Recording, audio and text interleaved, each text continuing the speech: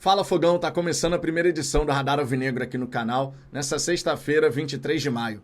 Derrota por 1-0 para o Capital no jogo da volta da terceira fase da Copa do Brasil, mas vaga assegurada nas oitavas de final após a goleada por 4-0 no estádio Newton Santos.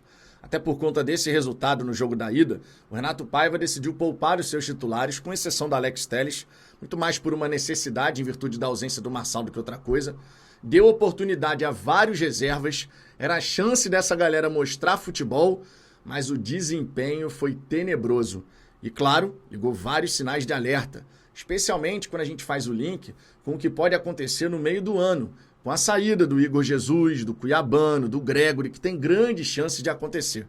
A gente vai conversar sobre isso, sobre o que foi essa partida, o desempenho dos reservas e essa perspectiva de futuro. Perdendo jogadores importantes, teremos a reposição?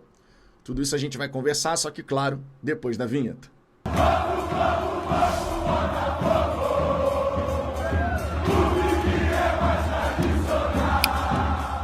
Vamos lá, Fogão, antes de mais nada, um bom dia para você, que você tenha uma ótima sexta-feira. Eu peço por gentileza que você deixe o seu like de saída, isso é super importante no desenvolvimento do nosso trabalho.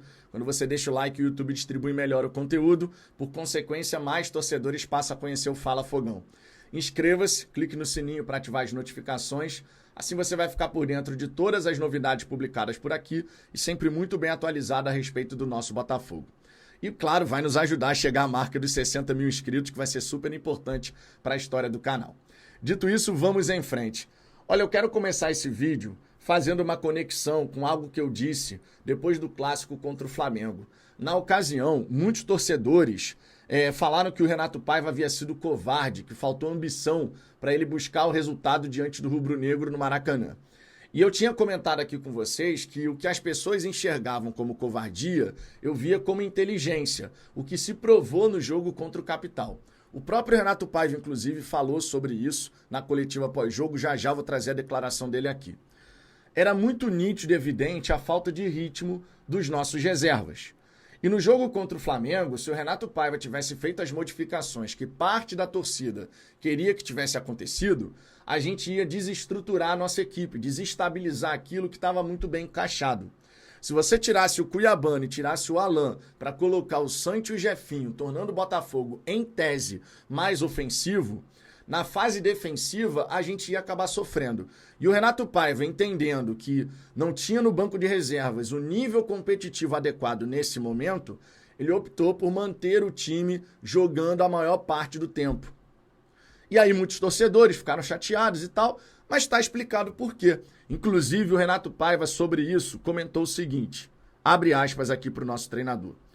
O jogo é um jogo normal para uma equipe toda mudada e para um conjunto de grandes jogadores que está sem ritmo de jogo, sem ritmo competitivo, sem confiança de competir. Essa é a verdade. E que ao longo do jogo a forma física vai baixando também, porque eles não estão habituados a esse andamento. É o que é. Se calhar as pessoas vão compreender algumas decisões minhas em jogos anteriores.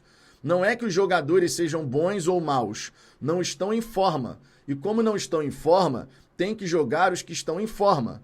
Então, em vez de me chamarem de covarde em alguns jogos, como por exemplo no último com o Flamengo, se calhar hoje já entenderam por que é que tomei algumas decisões. Porque o que está acima de tudo é o Botafogo e o bem do Botafogo. E conseguir resultados para o Botafogo. Essa é a minha missão. Tá aí a explicação. Que foi a mesma coisa que eu comentei aqui depois do clássico contra o Flamengo.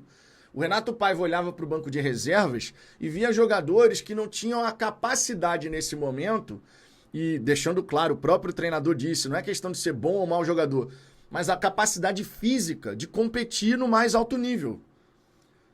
A gente tem, claro, que lembrar que era um jogo de Série A contra a Série D, quarta divisão nacional. Me incomoda profundamente quando você tem um grupo de reservas jogando e você não consegue ter aquela percepção de que os caras estão afim pra caramba. Eu falo isso por mim. Me incomoda muito isso. Se eu sou reserva e eu tô tendo a chance, irmão, eu vou me desdobrar pra mostrar que eu tenho capacidade, que eu tenho valor. E não foi o que a gente percebeu ontem. O que a gente percebeu ontem em vários momentos foi uma certa displicência, um time sem aquele tesão de buscar um resultado. Ah, mas já tinha vencido o primeiro por 4-0, não importa. Para os reservas, não importa. Para os reservas, era jogo para você aproveitar a oportunidade.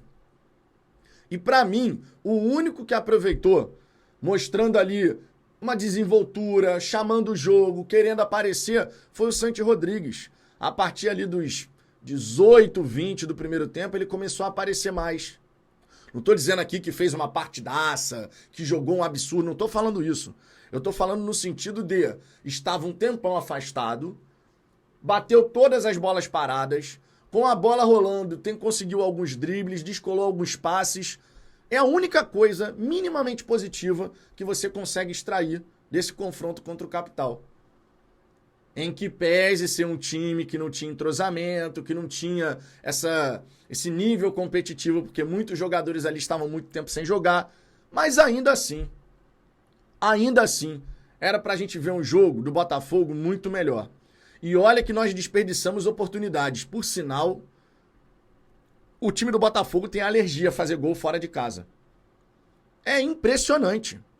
Quando o jogo é no Newton Santos, as coisas estão acontecendo. Agora, quando o jogo é fora, a gente desperdiça uma série de oportunidades que não dá pra entender, cara. O Nathan Fernandes, no primeiro tempo, desperdiçou uma baita oportunidade. O goleiro estava caído. Ele conseguiu estar em cima do goleiro. No segundo tempo, ele teve uma outra chance de finalização. Caprichasse um pouquinho mais, jogasse pro lado, já dificultava a vida do goleiro, mas não, finalizou em cima do goleiro.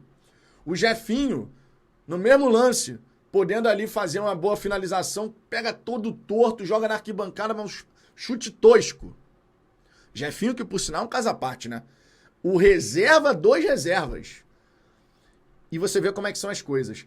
O ponta mais talentoso, o ponta que poderia trazer a maior imprevisibilidade nos dribles, ele virou reserva dos reservas. O Renato Paiva optou por ter o Cauã Lindes, que é um menino subindo aí da base, do que colocar o Jefinho como titular. E se ele fez isso, é porque ele tem motivo. Se ele fez essa mudança, se ele decidiu colocar um garoto vindo da base ao invés de colocar o Jefinho, é porque ele tem motivo. Reserva dos reservas. O que tá faltando pro Jefinho acordar pra vida, irmão? O que tá faltando pra ele acordar pra vida? Tem talento? Tem. Mas se não tiver aquele empenho, aquele foco, aquela dedicação plena, não vai.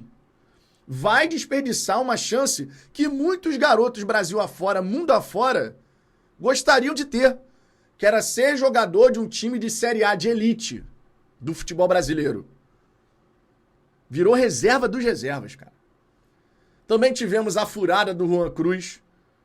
Uma boa jogada do Botafogo, raridade no confronto. E aí tem uma furada dentro da área.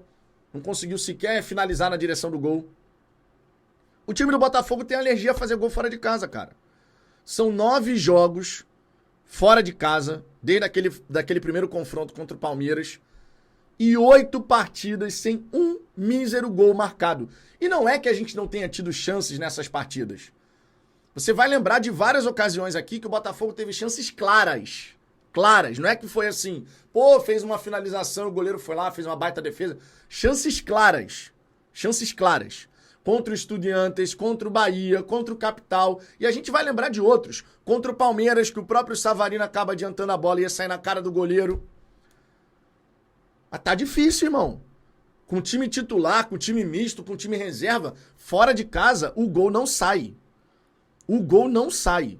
E isso precisa melhorar. Eu não tô nem falando em termos de mata-mata, não.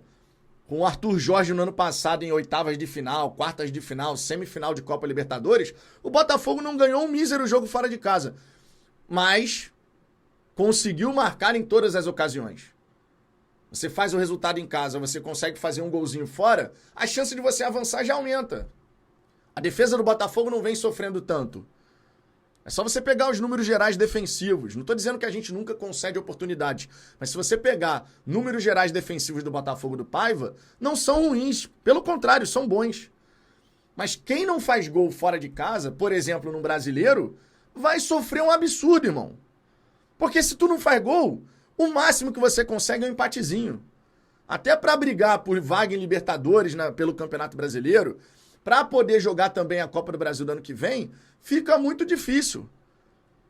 Isso precisa melhorar urgente, malandro. Urgente. Agora, uma outra questão precisa ser abordada. O jogo foi tenebroso, todo mundo sabe disso. Mas olhando o nível dos nossos reservas, olhando o que foi essa partida contra o Capital, e imaginando saídas do Igor Jesus, o Nottingham Forest, segundo o GE, está voltando à carga. O Arsenal e o Fulham também estão de olho. Provavelmente vai sair.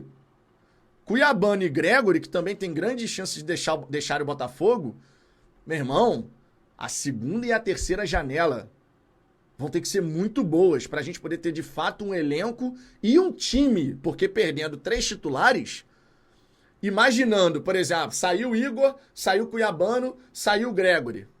No lugar do Gregory, tu bota o Alan, que voltou a jogar bem. Não foi relacionado ontem por uma questão familiar, espero que não seja nada. Sai o Cuiabano, quem é que vai entrar naquela ponta esquerda ali? Quem que vai entrar naquela ponta esquerda? Vai ser o Santi, provavelmente. O Santi que ontem, né, demonstrou alguma coisa, demonstrou um querer. Mas são características completamente diferentes. O Santi não é o cara da força e velocidade. Definitivamente não é. Sai o Igor Jesus e a gente vai de Juan Cruz até o fim da temporada? Irmão, a diretoria vai ter que se coçar para poder reforçar o time e o elenco. Porque nesse momento, quando você olha o nível disponível para o treinador poder fazer as mudanças, mexer na equipe, na estrutura, difícil, hein? Difícil, de verdade. Eu super entendi o movimento da diretoria de querer rejuvenescer o elenco. É só você pegar a faixa etária dos reforços e dos jogadores que saíram. Super entendo. Vamos rejuvenescer, são jogadores que demonstraram potencial, vamos contratá-los para eles poderem se valorizar, dar o retorno técnico e depois o retorno financeiro. Mas olhando nesse momento para o que os caras conseguiram apresentar, sem ritmo, sem o nível competitivo mais adequado, tudo isso é compreensível. Mas foi muito feio.